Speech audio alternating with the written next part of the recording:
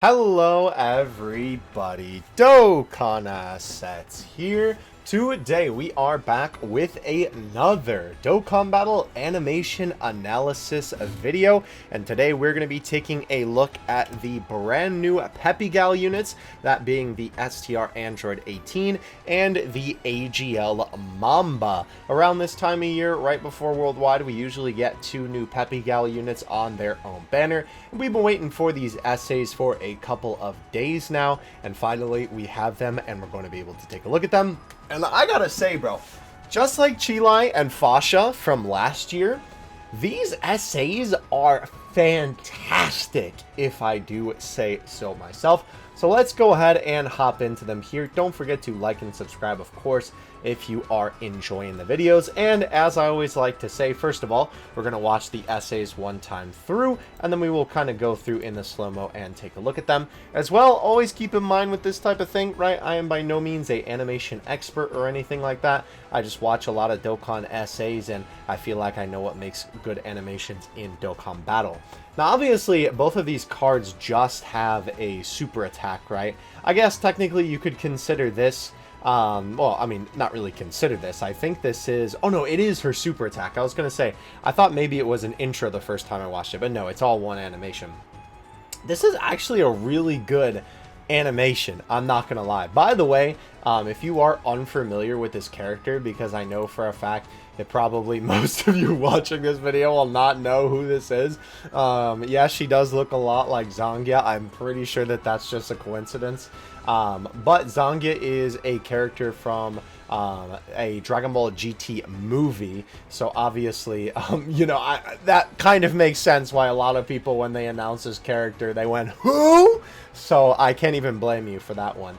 But I digress. Let's go ahead and start from the beginning with Android 18 here. First of all, very, very cool that we are finally getting a card with Android 18 in this outfit. Very nice little kind of pan up to display the outfit. I know that this is a card that people have been wanting for a while, because not only is this just like a different 18 outfit, but obviously the only card that I think we have of this is it's the Fizz LR Androids TUR. Don't quote me on that, but I know for a fact that there isn't like a relevant card that has her in this outfit, so that is also pretty cool to be able to get that. But yeah, very nice little shot up there. You know, kind of just giving a little intro. That's what I've been saying in a lot of these animation analysis videos too. It feels like these cards who don't have an intro animation are sort of getting an intro animation-esque animation, right? With literally like this little pan up. This is very like, you know, reminiscent of an intro animation without being one that just kind of plays in the beginning of the super attack. So I think that that is pretty cool. By the way, very funny. I mean, I know it's because it's the C, but like it's funny that Vegeta is the character that they chose for this. Regardless, though, cutting from her standing there to her stance up, my turn on the Xbox type of energy going on here on the street. First of all, by the way, the background looks fantastic. I love the way that they did the snow. Obviously, the mountains in the background, the trees, of course. You know, this is the classic scene. You know, when they're driving, right? Obviously, when the androids are taking the funny road trip. But yeah, very, very cool little shot to kind of establish here. We have some very nice little bit of animation here too. When it pans into 18, obviously she's originally stands up, but they have a lot of animation on these very small little assets here, where you can see that she's kind of moving her arms out to squat up. And then of course, we have this asset change from here where she kind of lifts her foot up. And then, of course, this changes with a little bit of running, actually. This looks very funny.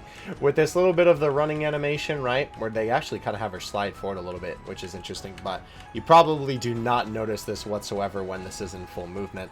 And then they obviously have her fly forward, which is animated very, very nicely. They not only have her hair flutter, but obviously all the little frills on the outfit also kind of flutter around too. So that's pretty cool. And obviously coming towards the camera, this looks very nice. And they have her kind of get blurry as soon as she gets close to the camera to kind of signify her sort of like flying past it, which is really, really cool.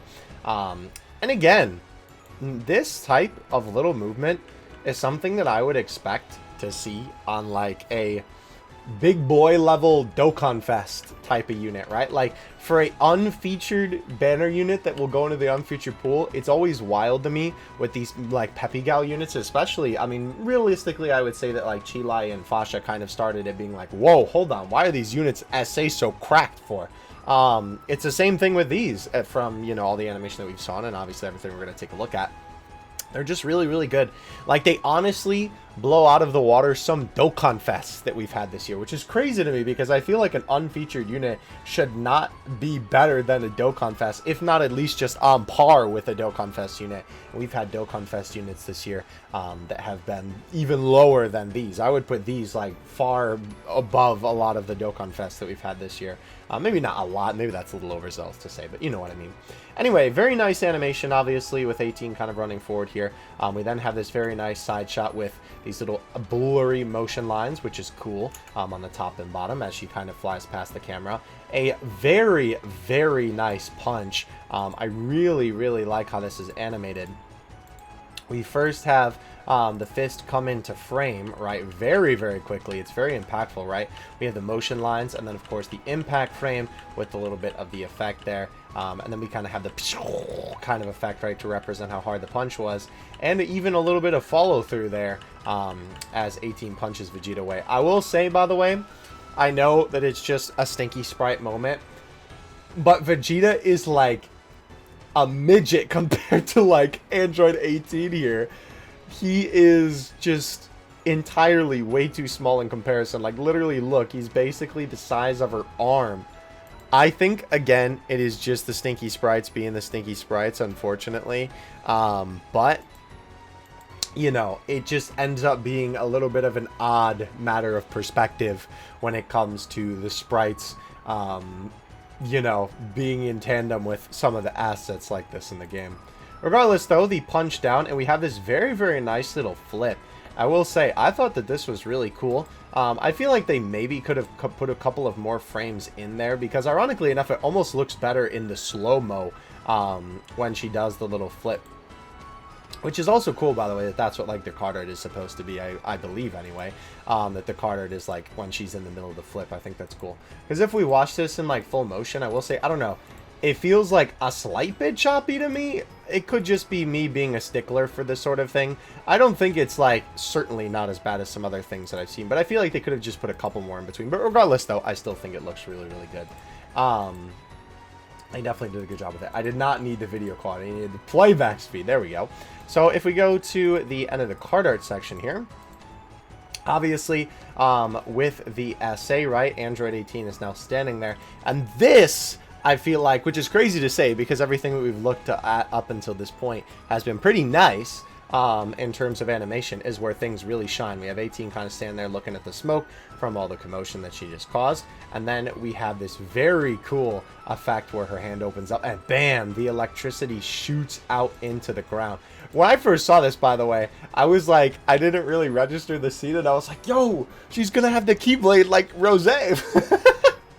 But obviously, what's happening here is that she's shooting energy from the ground, which this energy shot looks so good. And then they cut to the ground here with obviously the energy slicing through it as it's moving through the ground. Then they give you kind of a full shot of perspective there before it obviously explodes in kind of the crescendo of the SA. Really, really cool, if I do say so myself, with the little electricity effects there too. This is so well done. First of all, like, her opening her hand is like, okay, it's just a couple frames, but the electricity looks super nice. And not only that, I like that they show it kind of going down. And I love the sort of implication that they have here, because even though the electricity is sort of like kind of staying in the same spot, as we look through this, like, it's sort of like shooting around a bit. But it gives you that implication of movement, right? That it really feels like the electricity's kind of sliding across the ground, right? And then obviously that feels really fulfilled when you then see the crack in the ground, right? With all the rocks flying everywhere. And obviously, they kind of go, like, weirdly enough to say, I guess they kind of go back in time a little bit, right? Because then obviously, like, you still see it make the full little crack in the ground, which I will say is kind of weird that the... since that is the case, the electricity effect hasn't reached this point and there's already broken ground over there. I think that might just be like an oversight, honestly, I would think. That they kind of just didn't really think about it, because obviously the implication is that the electricity little key blast is like making the break in the ground, rather than like she breaks it and then it makes the break. But regardless though, the effects on this entire section are just so well done. I like that too, that they then show you the full scene. And it's kind of funny. She's like, maybe I overdid it a little bit with the final explosion. This essay is really good. Like I said, hydrate or dihydrate, by the way.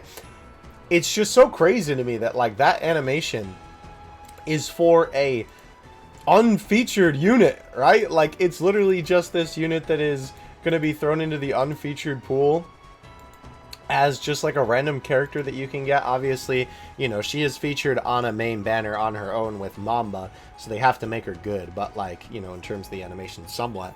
But still, like, it's just incredibly impressive to me, and it really definitely, like, gives me the same kind of feeling that I got with Fasha and Chilai last year, where I was really impressed with those essays, considering they're just, you know, the two, like, kind of random filler units before Worldwide. Alright, so now we move on to Mamba, who definitely has a little bit of a longer animation here. Mamba, I have not seen this GT film. From what my homie explained to me, who has seen the movie, basically it's kind of like a, not a parody, but I guess you could kind of say it's like sort of a spin on, it's kind of like a Hansel and Gretel type beat where, you know, two kids are like looking for something in the forest, and then the evil witch like tries to make them into stew. That's the whole thing that Mamba does with Goku Jr. and I guess Goku Jr.'s bully. Again, I haven't seen the movie, so all of this could be incorrect. Go clown on my friend who told me this, I guess. But regardless, though, that's a little bit of context as to why Mamba is like a human, right, for this particular part in the beginning, and then has the transformation. I will say, this is probably the only part of this whole essay I don't like. They have her, like, walk in and then just turn around. I'm really going to be curious to see if anybody will do a comparison with this one, because a lot of the time, well, maybe not a lot of the time, maybe that's unfair to say, but I feel like a lot of the time,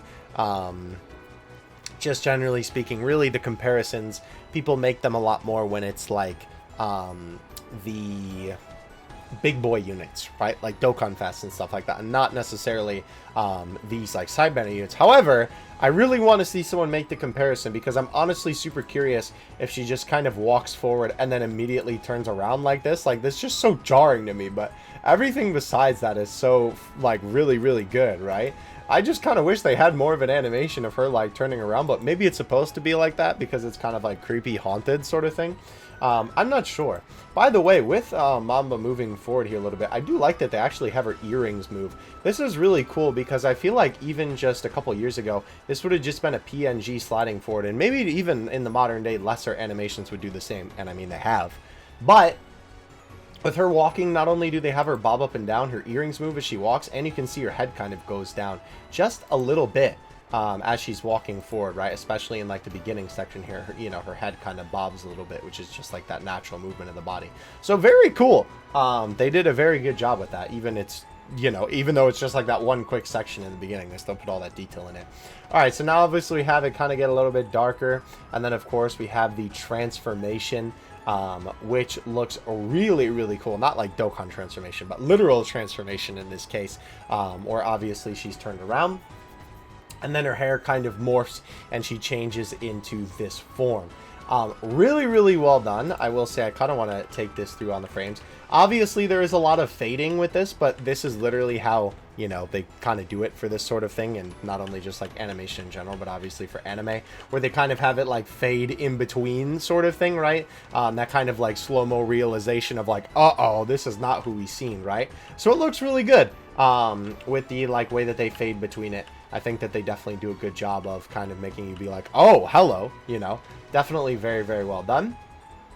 And then after this, right, it's kind of interesting because not only do they have Mamba obviously like change her expression here, which the only thing I will say again with this one is that like the hair change here is very jarring.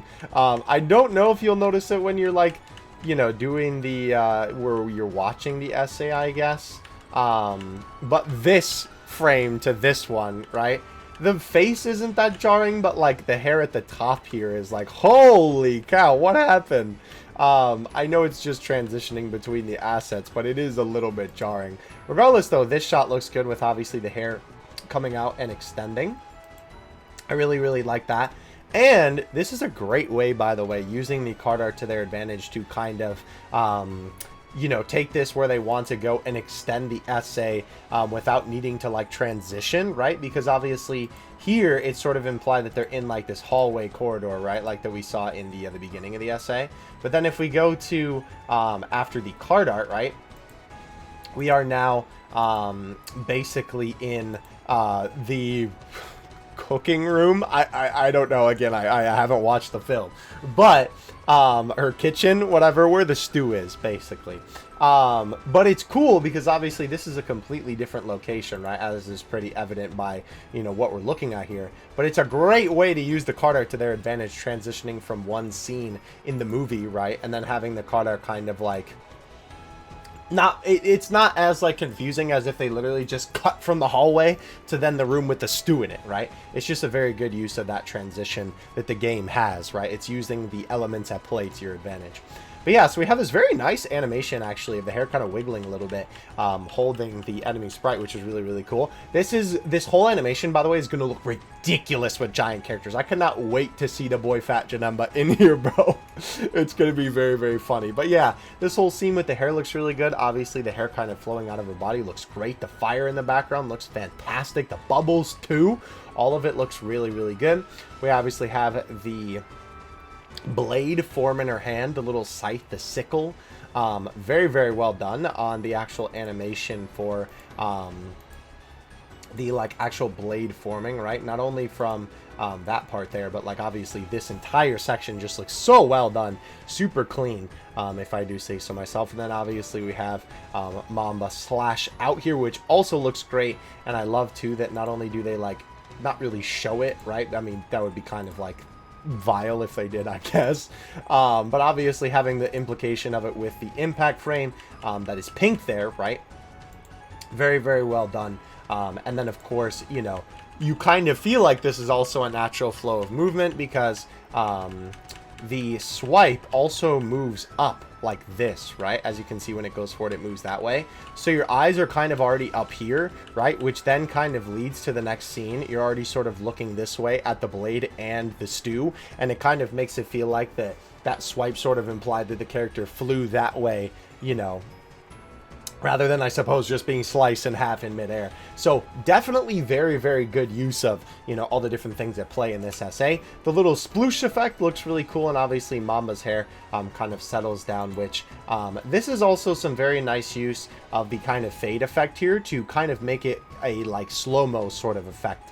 Rather than just trying to like transition between assets sort of weirdly. And I think that this also will end up being a KO screen too, which will be kind of funny. In that regard, I guess, I just realized, I guess this will also be like 18's KO screen here too. But I digress, right? Like, let's watch that last part here.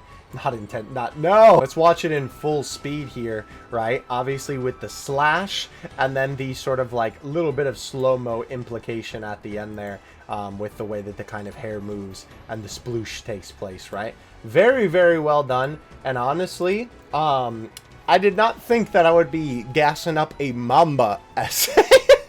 Of all things, especially in 2023. The only reason I even knew this character existed, to be honest with you, was because of Dokkan, because she has like a really old card in the game.